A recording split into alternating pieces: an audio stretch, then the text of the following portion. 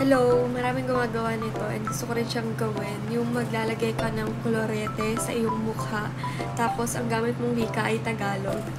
Magsimula tayo dito. Para matakpan ang ating ang tawag nyo dito, mga butas-butas nyo sa mukha.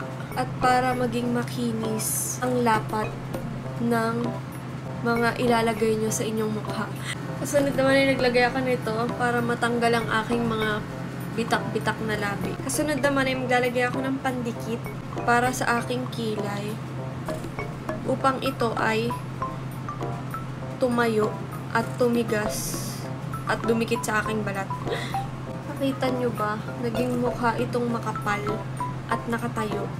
Habang pinapatuyo ko ang aking kilay, ako ay maglalagay nito para matakpan ng mga itim-itim na marka ng aking mga pinagpuyatan.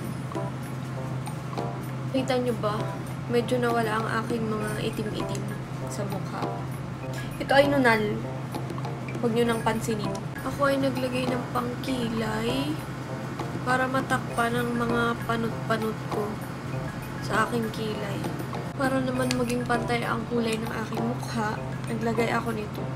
Hindi ko alam kung ano sa Tagalog to. Sunod ay maglalagay ako nitong kulay kayumanggi sa aking pisngi at sa aking ilong para ito ay magmukhang matangos at maging maliit ang aking mukha.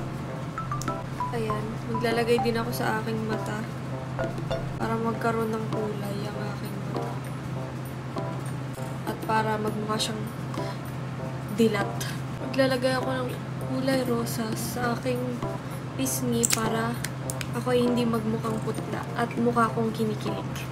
Kasunod ay maglalagay ako ng pulbo sa aking mukha para mawala ang pagmamantika ng aking mukha. Dahil pwede na rin kayo magprito dito sa aking noo.